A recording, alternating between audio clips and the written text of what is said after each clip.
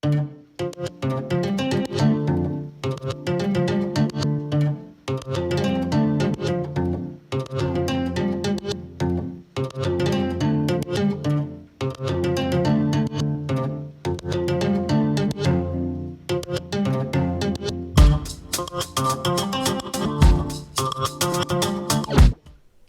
guys, Veronica here. Welcome to another edition of Greenhouse Notes. Taking it quite literally these days, as the house is the greenhouse in this situation. I do not have a greenhouse here yet. I say yet. Maybe at some point soon. Who knows? But anyway, in the meantime, I'm doing all of my seed starting and propagating inside, on windowsills, on any flat surface that I can find to try and get ahead of the pending spring season because it is on its way. We are halfway through January already.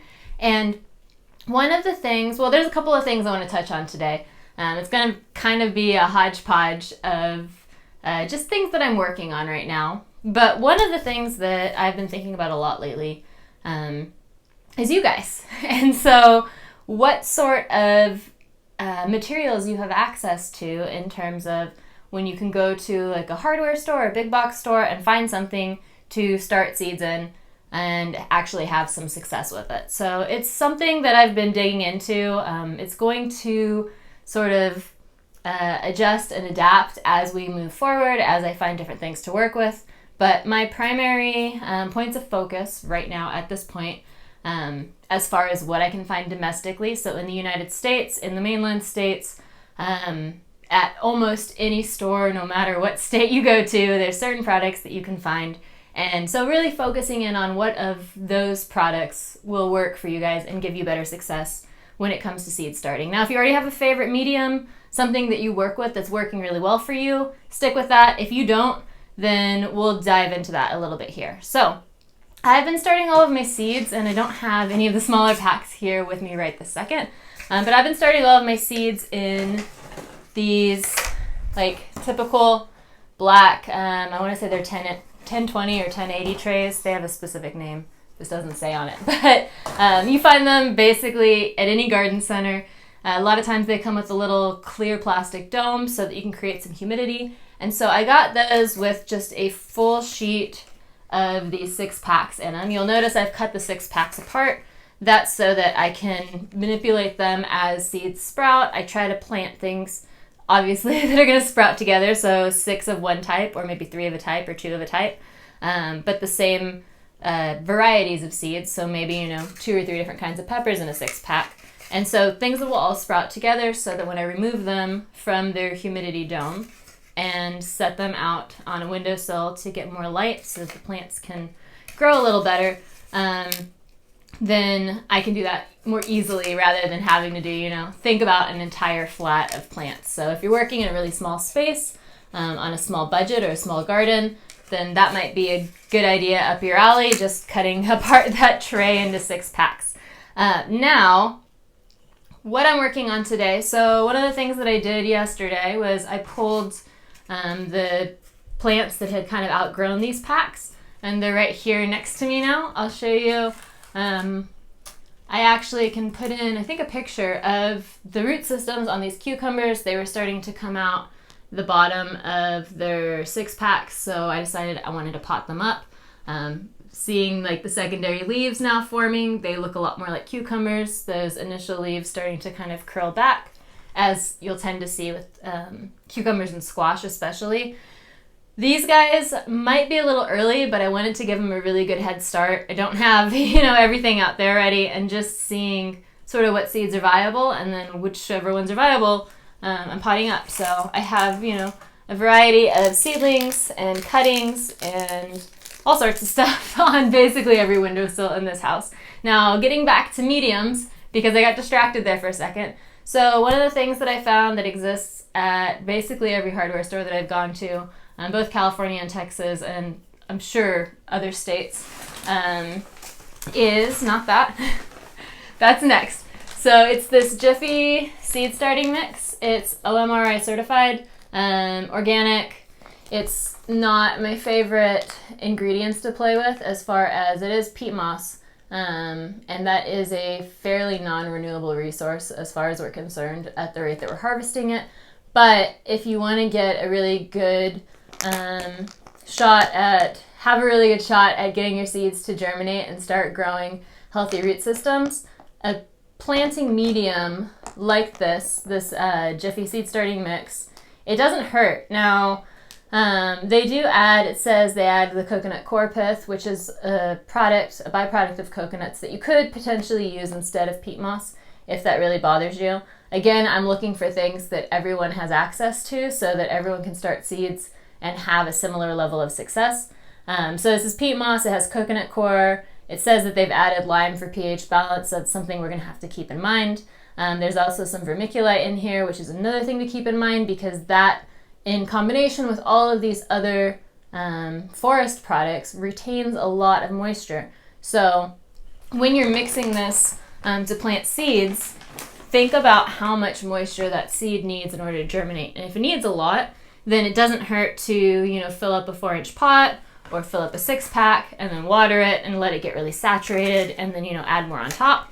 If it's a seed that might be prone to damping off or like various fungal issues, then you might not want to go that way. You might instead want to get the medium wet in a container, like a bucket or bowl, so that it's like a wrung out sponge when you squeeze it. If there's lots of extra water, either add more medium or pour some water off, but get it so that it's the right level of saturation for you to plant those seeds that are more susceptible to molds and fungus and mildew and rot.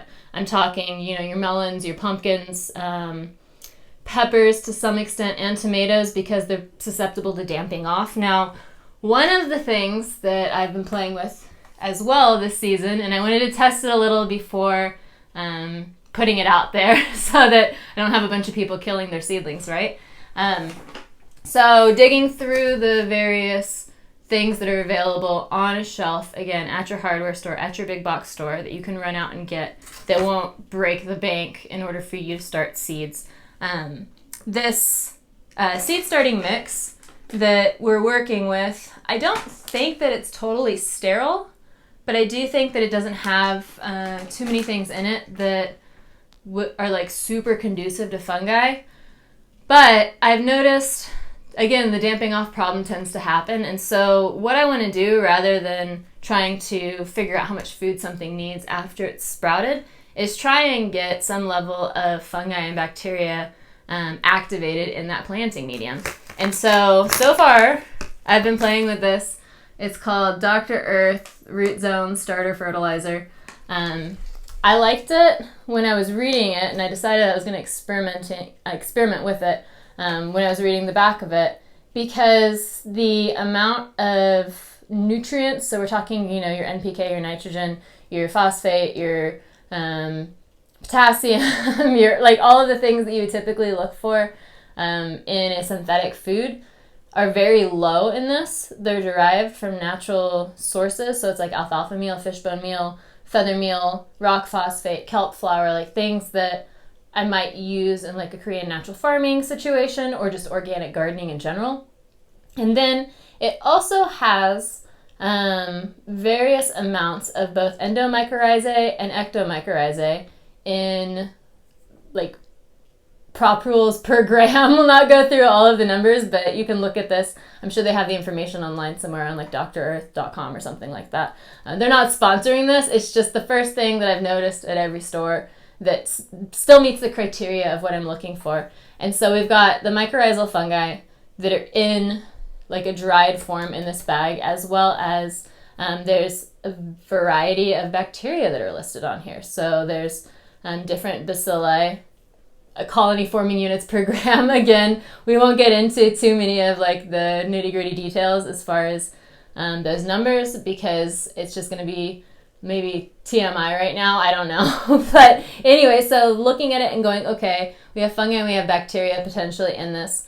Lots of things out there saying, oh, those things are not able to be put in like a powdered bag form. There's, various data analysis and whatnot. This also says it has 12% humic acid, which humic acids are really great with breaking down sort of that seed coating on some of the harder seeds, humic and fulvic acids, as well as providing some level of food for potentially all of these bacteria and fungi that are hopefully in this bag. So I've been playing with it now for I think 2-3 weeks-ish, and I really like what I see.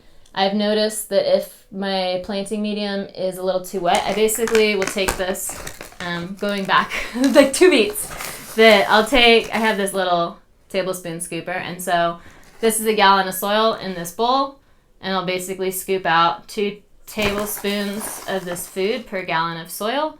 It has a bunch of different directions on it for, whatever you're planting and whatnot. But for seed starting, I decided to err on the side of caution in terms of how much food I'm putting in, quote unquote food, but also, microorganisms in with my seedlings to get them going. And so then I'll just mix that into a gallon of soil.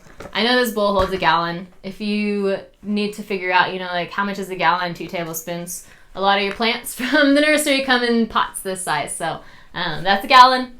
You can scoop that into a larger bucket and then do all of your mixing and stuff. So yeah, that's what I've been doing for seed starting, is just that seed starting mixed straight with a little bit of this root zone starter fertilizer.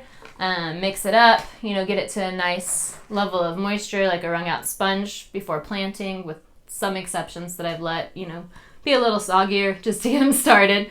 And then I've been planting straight in that. I'm really happy with the results. Like I said, I did those cucumbers. I had to pot those up. I'm getting, second and third sets of leaves on tomatoes now. A few things are kind of sad looking because I was gone last week for a few days, and so everything was left in trays of water just so it wouldn't, err on the side of wet instead of dry.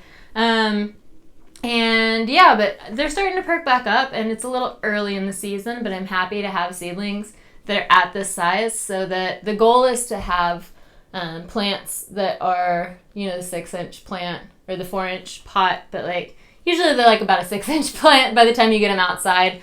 And typically I kind of am scrambling in late February, early March to get seeds started, and then they don't get much bigger than this before they go outside, and then you lose a lot of them. So trying to get that process started a little bit earlier, and then also just, fill a new space with plants.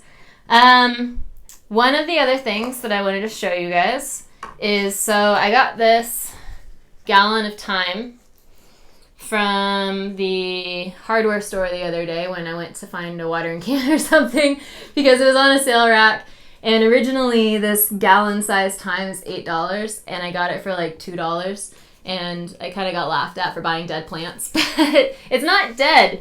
It's not dead yet. So you can see, I'm bringing it in for a close-up, that I'm dripping water everywhere, that there's still new growth happening here and there, and all of these woody parts are still really healthy and alive. It just kind of, it gets these dead zones during the summer when it's branching out, and then a lot of it dies back. And then the hardware store, whoever runs the garden center there, trimmed it back a little, but scraggly, dead looking thing, and slapped a sales sticker on it, and here we are. So this whole thing is still alive. I had to squish the pot a lot actually to get the root ball out. But what I want to do is find more plants rather than keeping it as one plant, because you'll see, and I'm just going to wring this out a little, because I can feel how wet and heavy it is. It's been raining here for on and off for the last few days, and some plants were outside and they got pretty waterlogged, but we'll bring them back. So I'm just going to set him here on the cutting board. You can see, it's actually going to be hard to see. Oh, there we go. That the roots are pretty matted and pretty grown. They've outgrown this container to some extent. So I do sort of a weird plant rescue in terms of looking at the base of it, trying to figure out, okay, are there parts that have pushed themselves back down to the soil and formed new groups of roots? Are there parts of the roots that have branched out in a way that I can cut that, and basically making more plants out of one plant? So I'll just go in here at the base and kind of feel throughout it, and first try and see where do the bottoms of these plants separate so I can get a clean cut. between bits and pieces here. And I'll do this with, I do a combination of pruning shears and an old butcher knife. I like this one because it has a little bit of weight so I can get some leverage on it. But so first I see like there's a piece of root that's on this side of this plant that's pushed itself back down and formed another plant. And so what I'm going to do there is cut that piece just to separate those two plants. Just cut it right in the middle. And then I can see from there that there's like a piece that's a plant that's on this side. And I wish I had my second camera, but I broke my other little holder thing. So I'm just going to have to keep coming in for the close-ups. But you can see this plant, the base of it separates away from the rest of that big clump. And so then I'll sort of start pulling that back just a little, make a huge mess inside because again, it's raining outside and there's not anywhere that I can sit and not get like totally soaking wet and do this. So it's got to get done sooner than later. And I just kind of start pulling a little with my fingers to separate it out. And then at some point, I will take my butcher knife and I just go straight down into those roots. And it's not a super sharp knife. Could stand to be sharpened probably, woo.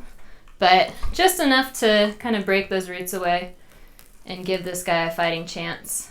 Because what happens is all of these roots get tangled up in each other and then they start wrapping around and then you end up with this really root-bound herb that kills itself because it's like trapped in a pot.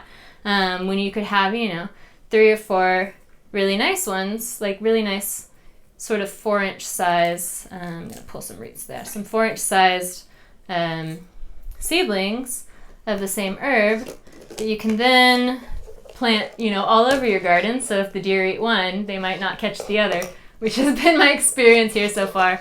And basically I have very healthy mule deer all over that are just eating all of the plants. And I'm happy to be of service to them, at least for now. But I'm going to have to get something stronger than bird netting around those raised beds so that I don't lose all of my vegetables, because that will make me sad.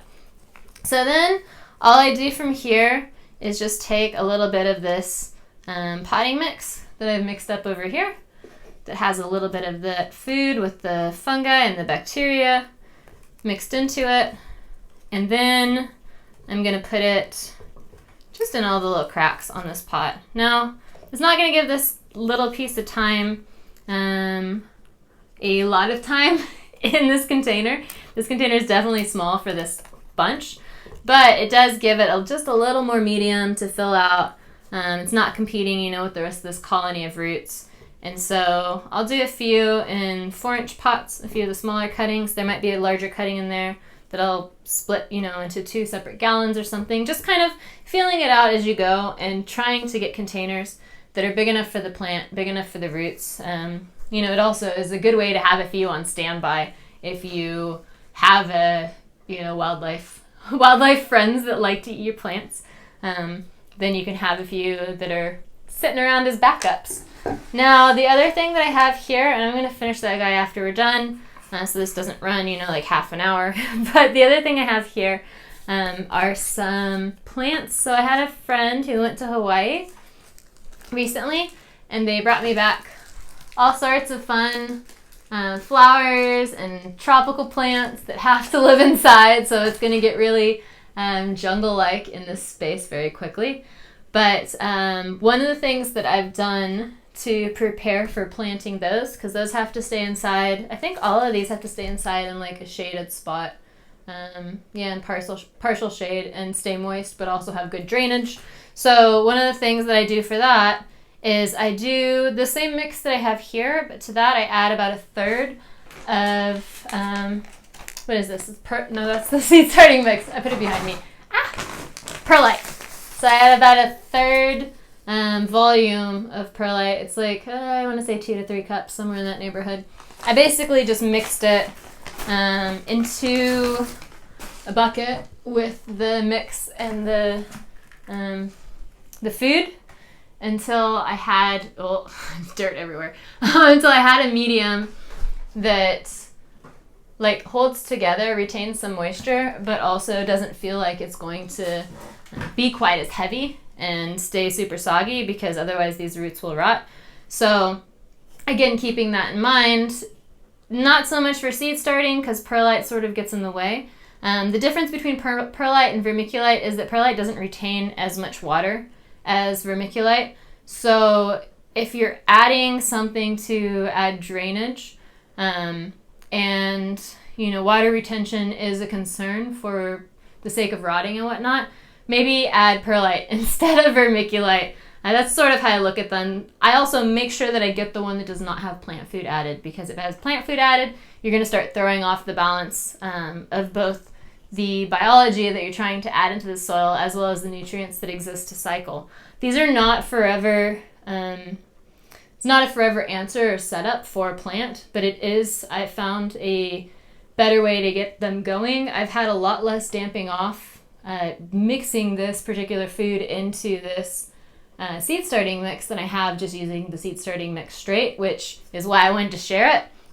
But I'm just going to take these pots that I've put that mix that has the perlite in it for improved drainage, and I'm going to plant these tropical things and then find a little corner to hide them in as I run out of space. But luckily they don't need the full sun right now, so that's good news, right? This is getting way long, so I will just close it off at that. If you have any questions, comments, suggestions, please feel free to leave them in the comments below. As always, if you like what you see, hit that subscribe button, ding that bell, don't miss an episode. We're kind of bouncing all over the place in exploration of how to grow happier plants, healthier plants, and better food for ourselves as well as for the wildlife that we share our spaces with. And follow me on Instagram at FlavorKit for all this sort of stuff and more. There's constant stuff going on in the stories there, so if you're itching for an update, there's probably one over there. And until next time, happy gardening. Okay, bye.